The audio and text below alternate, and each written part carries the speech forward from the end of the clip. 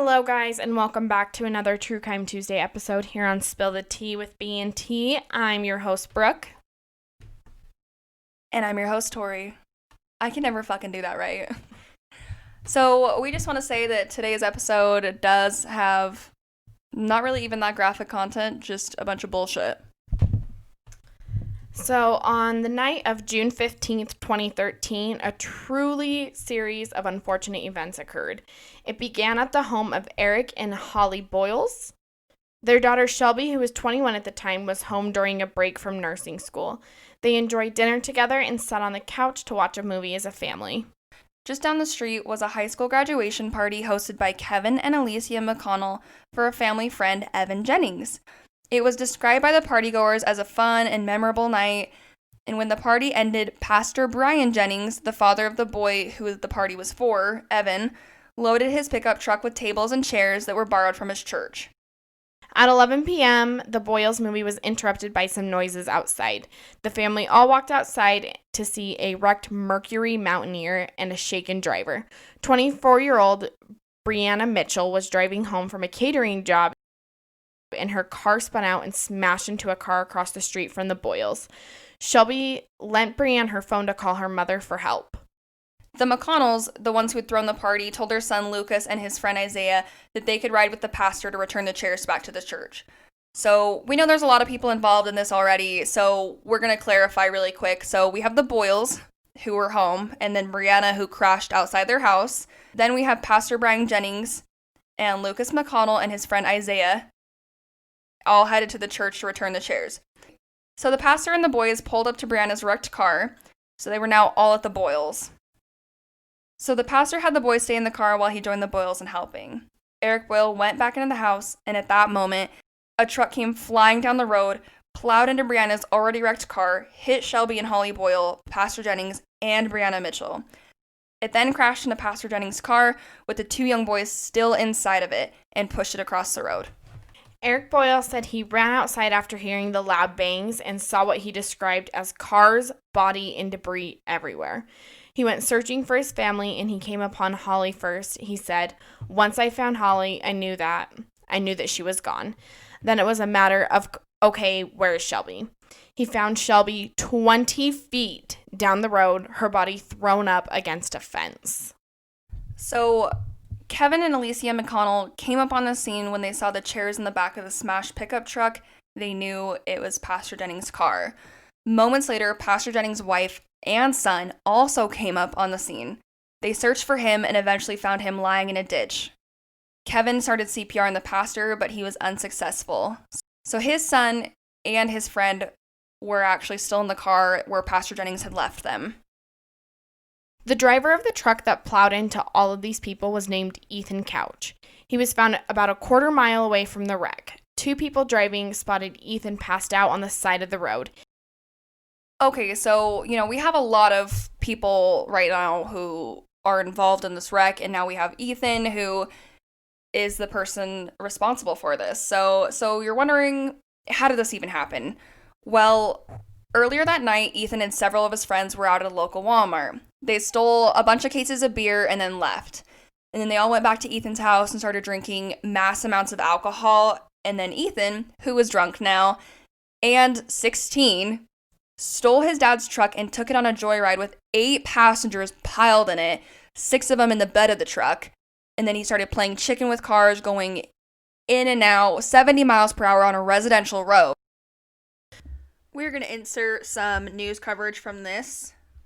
Tanner County Sheriff now says the blood alcohol level of a 16-year-old driver involved in a deadly chain reaction accident was 3 times the legal limit. But the boy has not been arrested, even though the slew of anticipated charges were listed on the accident report, including 4 counts of intoxication manslaughter. Fox 4's Phil Alvarado joins us from Burleson with more on this deadly crash. Phil.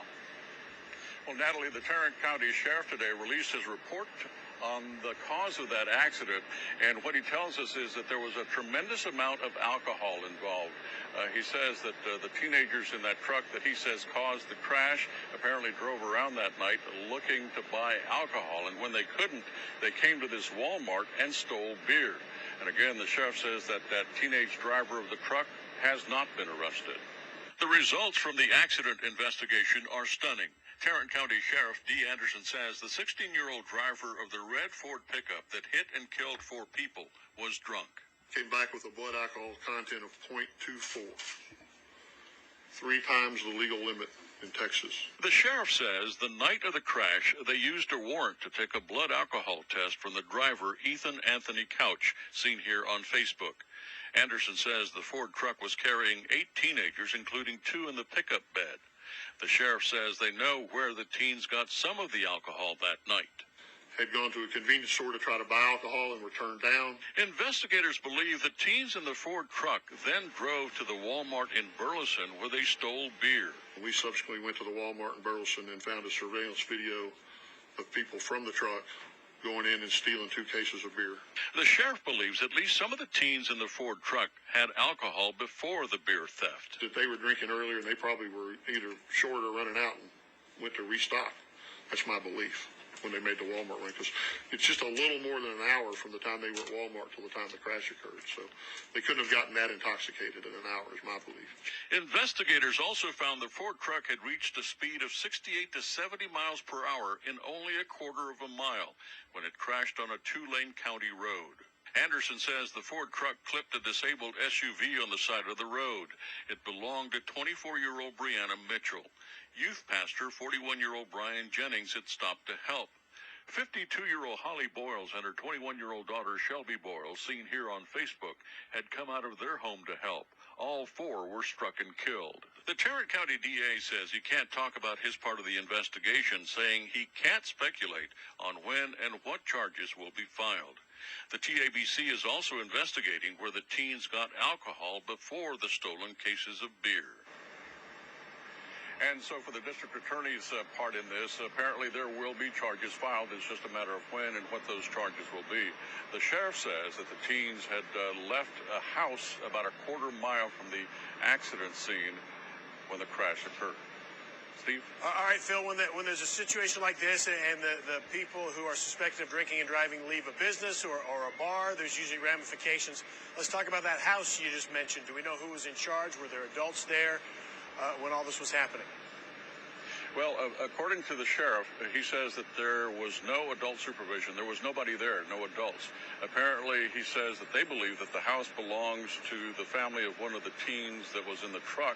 So I do want to bring up the house that they're talking about at the end of the news coverage. That is now confirmed to be Ethan's house. So Ethan's house is the house that they were partying at. There were no adults present at the time. So Ethan crashed into Brianna's car with 6 people in the bed of the truck and also struck the 4 people around it.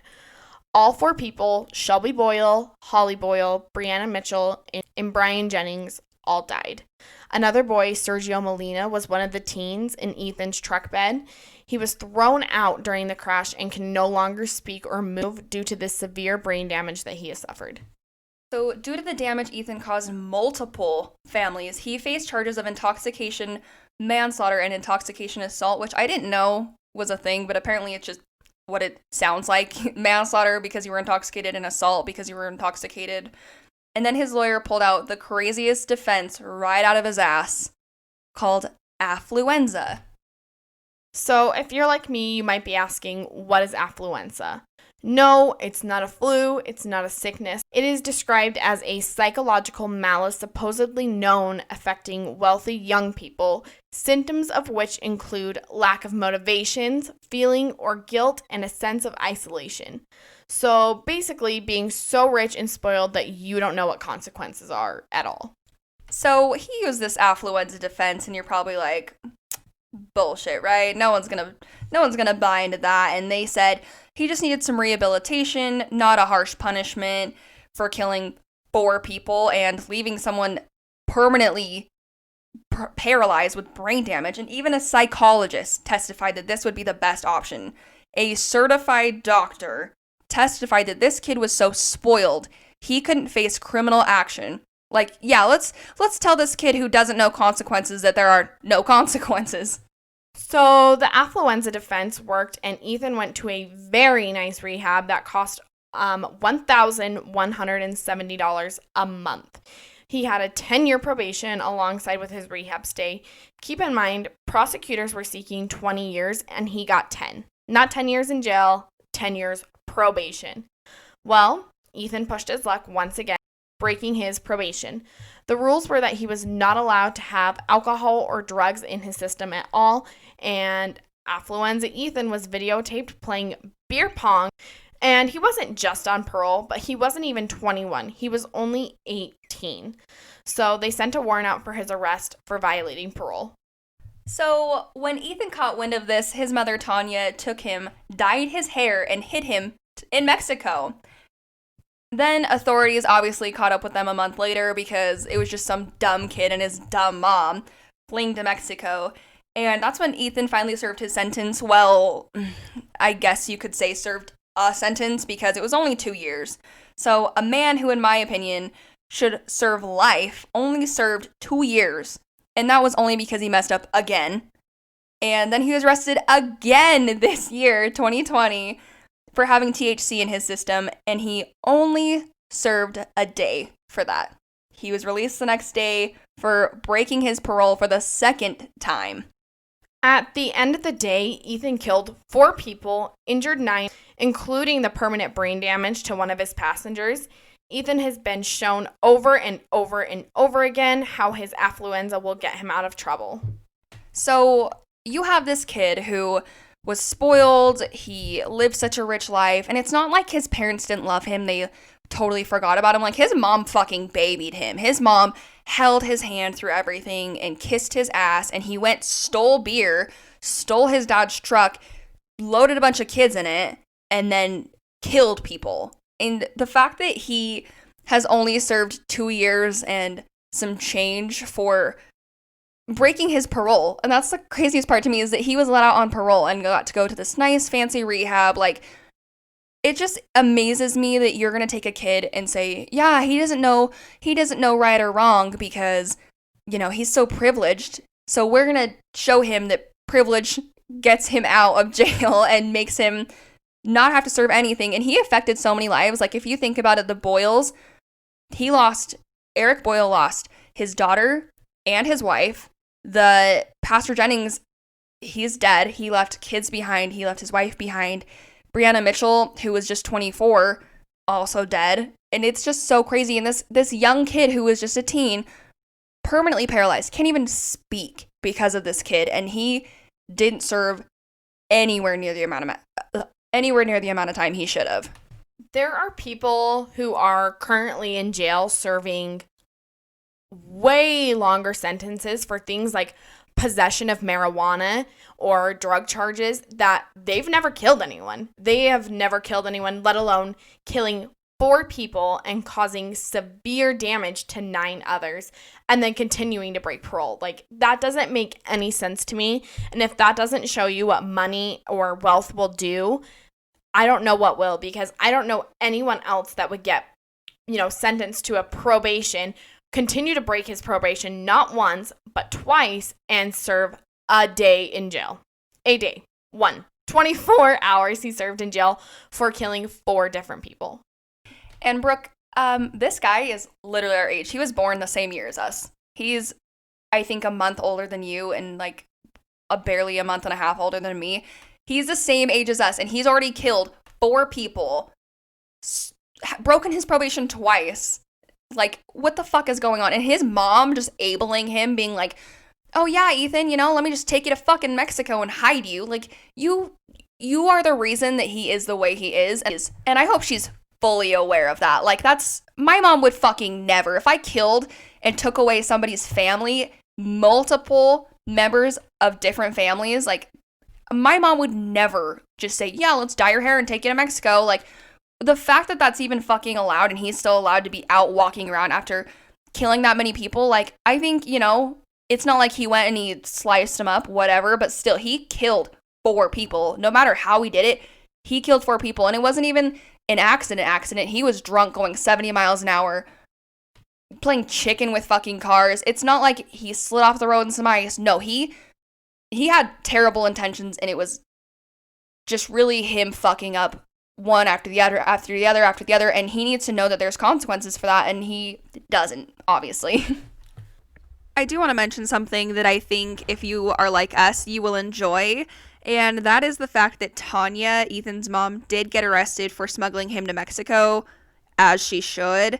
And Ethan's dad, Fred, who he actually got arrested later on, a few years after this, for something totally unrelated to Ethan. He got arrested for impersonating a police officer. So he showed up to this lady's house, whipped out a phony badge, and said he was with the police department, and he got arrested for that. And I think that's good. I think that they could both use a little jail time since they didn't let their son take accountability.